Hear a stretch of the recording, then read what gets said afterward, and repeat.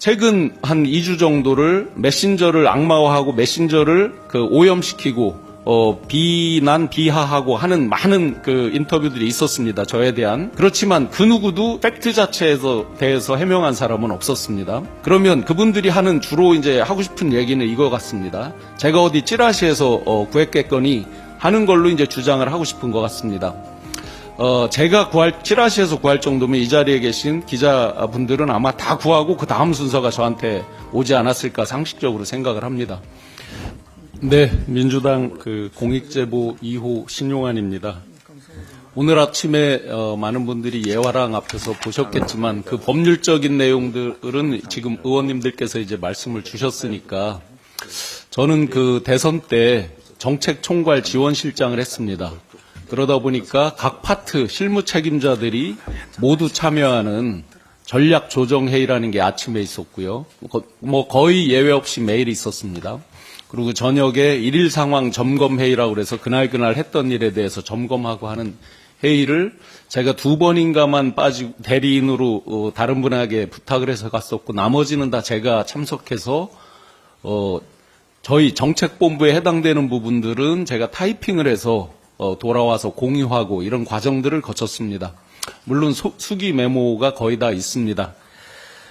그러는 가운데에서 예화랑 관련해서는 많은 분들이 빨리 서류를 완성해줘 가서 보고해야 돼. 또 강남 예화랑 가서 보고해야 돼. 등등에 대한 수도 없는 이야기들을 들었었고요.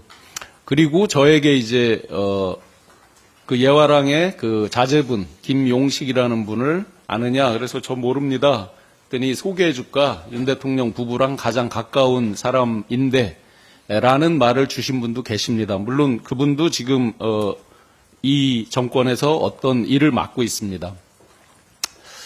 그래서 저는 그때 제가 그래도 수시로 정책에 대해서 대면 보고 정책 공약, TV토론 연결되는 그런 맥락에서의 보고를 하고 있었기 때문에 제가 별도로 누구를 소개받아서 이렇게 마치 잘 보이려 하는 것은 굉장히 오버하는 것 같다 해서 제가 정중히 거절을 했습니다. 그래서 저는 김용식 씨나 김방은 씨를 본 적은 없습니다.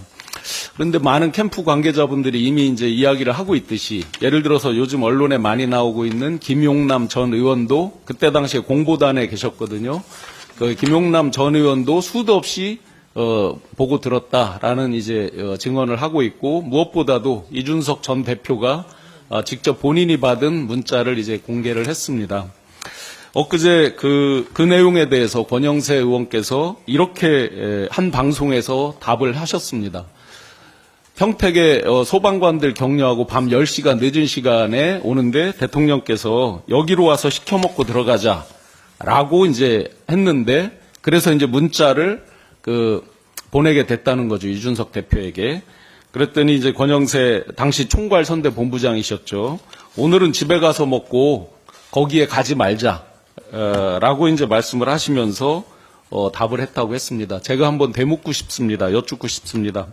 여기로 와서 시켜 먹고 들어가자. 밤 10시가 넘은 시간입니다. 그러면 상식적으로 남의 사무실인 거잖아요. 아무리 지인 사무실이라도 남의 사무실에 밤 10시 넘은 시간에 가서 음식 시켜 먹자고 할 정도면 과연 평소에 어떻게 활용을 했다는 것인가 능히 추단할 수 있다고 생각을 합니다. 또 오늘은 집에 가서 먹고 거기로 가지 말자라고 권영세 본부장이 이제 이준석 대표한테 연락을 했다는 거잖아요. 아마 이 부분은 제가 추정이지만 이준석 대표께서 아마 자동 녹음 기능이 있어서 있을 것 같습니다. 이 부분은. 그래서 아마 이런 답변을 하지 않으셨을까 이건 추정이 들지만 자 오늘은 집에 가서 먹고 거기에 가지 말자라고 하셨으면 거기는 어딥니까? 여기로 와서 시켜 먹고 들어가자에 여기는 어딥니까? 그래서 지금까지 이 예화랑에 대한 의혹이 제기되고 나서 사실은 간판을 가린 거를 제가 일주일 전에 강남 쪽에 저녁 식사 약속이 있어서 갔다가 우연히 지나가면서 찍었습니다. 그때까지 어제까지도 예화랑이라고 특정해서 이름이 나온 적이 없었습니다. 그런데 아마 이제 이분들이 본인들 어떤 지레 짐작에 이제 하고 가리지 않았을까 생각이 되는데 지금까지 용산이든 국민의힘이든 그 어떤 관계자도 예화랑의 존재 자체 거기를 어떤 걸로 활용했다는 그 존재 자체를 부정한 분은 아직까지 못 봤습니다. 예를 들어서 TV 많이 나오고 하는 장해찬 씨도 그걸 질문했을 때 자기는 가본 적이 없다 이렇게만 이야기를 합니다. 이철우 교수님도 충분히 그에 대해서 이제 증언을 하신 부분이고, 그래서 이 부분은 본격적으로 조사가 좀 이루어져야 되지 않을까라고 생각을 해서 제가 의혹 제기를 했었고요. 돌아가서 이제 명태균 씨 그 여론조사에 대한 부분은 제가 국정감사장에서도 말씀드렸지만 캠프 외에서 제가 구할 확률은 제로입니다. 제가 자신 있게 말씀드린 이유는 굉장히 정신이 없이 일을 했었습니다. 당시 출입기자분들이 다 아실 거고, 최근 한 2주 정도를 메신저를 악마화하고 메신저를 오염시키고 비하하고 하는 많은 그 인터뷰들이 있었습니다. 저에 대한. 그렇지만 그 누구도 이 팩트 자체에서 대해서 해명한 사람은 없었습니다. 그러면 그분들이 하는 주로 이제 하고 싶은 얘기는 이거 같습니다. 제가 어디 찌라시에서 구했겠거니 하는 걸로 이제 주장을 하고 싶은 것 같습니다. 제가 찌라시에서 구할 정도면 이 자리에 계신 기자분들은 아마 다 구하고 그 다음 순서가 저한테 오지 않았을까 상식적으로 생각을 합니다. 제가 캠프에서 했던 일들이나 그날의 상황이나 아무리 기억을 되살려 봐도 제가 정신없이 일하는 와중에 그것을 뭐 누구한테 찌라시에서 뭐 받고 할 그런 이유는 일도 없었다. 그리고 이 자리에서 기자님들께 공개 안 드리고 이따가 이제 회의 자리에서 제가 공개를 드리겠지만, 그러면 그런 데이터에 기반한 회의가 그날 한 번밖에 그럼 없었느냐? 그렇지 않다는 거죠. 굉장히 많은 제가 가질래야 또는 만들래야 만들 수 없는 자료들입니다. 이런 부분들이 왜 제가 이게 제 손 안에 와 있고 이런 거에 의해서 회의를 하느냐라고 보면 답은 간단하다고 보고요. 그 다음에 그 뒤에 윤석열 대통령 목소리가 제가 이걸 공개하고 난 다음에 4일 있다가 명태균 씨와의 통화가 공개됐습니다. 그렇다고 보면 더 이상 제가 입증을 할 필요도 없다라고 생각을 합니다. 또한 강혜경 씨가 제시한 것 중에 보면 한 쪽짜리 요약 보고서가 있습니다. 요약 보고서를 분명히 지금 명태균 씨는 이렇게 말을 했습니다. 이건 제가 설명해 주지 않으면 남들이 이해를 못한다. 이렇게까지 이렇게 말한 전문가입니다. 본인이 보기 위해서 한 쪽짜리 요약 보고서를 왜 만들겠습니까? 상식적으로 합리적으로 추론을 해보더라도 누구에게 보고 또는 공유하기 위해서 만든 한 쪽짜리 보고서겠죠. 1차부터 9차까지 모든 그 여론조사에 다 한 쪽짜리 보고서가 있다라고 제가 들었습니다. 국회에 제출된 걸로 들었습니다. 결국 이 부분은 이분들이 아무도 활용은 하지 않았다 이렇게 얘기를 하는데, 그 뒤에 뉴스타파에서 또 보도한 게 3월 3일자 2일 3일 그쯤에 명태균 씨가 아크로비스타 근처에서 호텔 예약한 그 내역까지 나와 있습니다. 그날도 물론 여론조사가 있었습니다. 2월 28일부터 3월 8일까지 열흘 동안에 무려 9차례 여론조사가 있었습니다. 비공개 여론조사가. 결론적으로 그 부분은 제가 더 반증을 하지 않더라도 이분들이 활용을 했을 거라는 건 능히 추정된다라고 볼 수 있겠고요. 마지막으로 그럼 이런 여론조사를 어떻게 조작해서 활용했을까 부분을 이따 회의 시간에 제가 의원님들께 이런 식으로 조작해서 활용했을 것이다라는 것을 나름 상세하게 소개를 드리려고 합니다.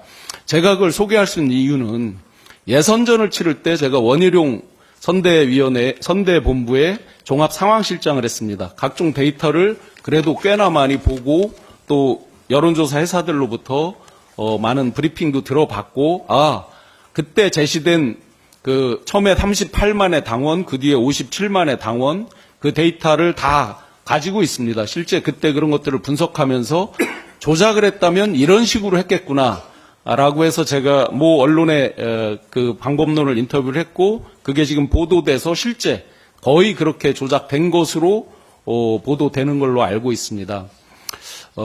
그래서 결론적으로 이제 조작 활용 부분까지, 그리고 마지막으로 이제 어제 제가 말씀드렸던 이재명 대표 악마화에 대한 그 단체 대화방 불법 운용 등의 건이 있습니다. 그게 이제 한 번으로 끝나서 나가는 게 아니라 그 부분은 실제 20개 이상의 단톡방들이 운영이 되었었고, 그게 3월 2일 날 오마이뉴스라는 데서 아침 새벽에 보도가 된 적이 있습니다. 그 뒤로 제가 파일을 보니까 8시 51분에 제가 타이핑을 했고 제 수기 메모에도 적혀져 있는데요.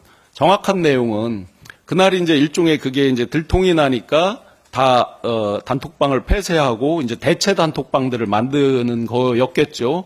그래서 제 메모에 뭐라고 돼 있냐면 빨강색으로 이제 강조해서 대목이 되어 있고 대체 대화방에 대해서는 각별히 보안을 유의하라고 하는 게 타이핑이 되어 있습니다. 그래서 그 부분을 지금 오픈을 했던 것이고요. 뒤집어 보면 이제 그 악마화에 대한 내용, 그 단체 카톡방 내용은 많은 기자분들이 많은 언론사에서 가지고 계시다고 합니다. 근데 그것만으로 끝나는 게 아니라 이제 오늘 이따가 여기 비공개로 말씀드리겠지만 그 어떤 자료들에 굉장한 악마화가 시도되고 있었다라는 부분들을 이따가 내부적으로 말씀드리겠습니다. 이상입니다.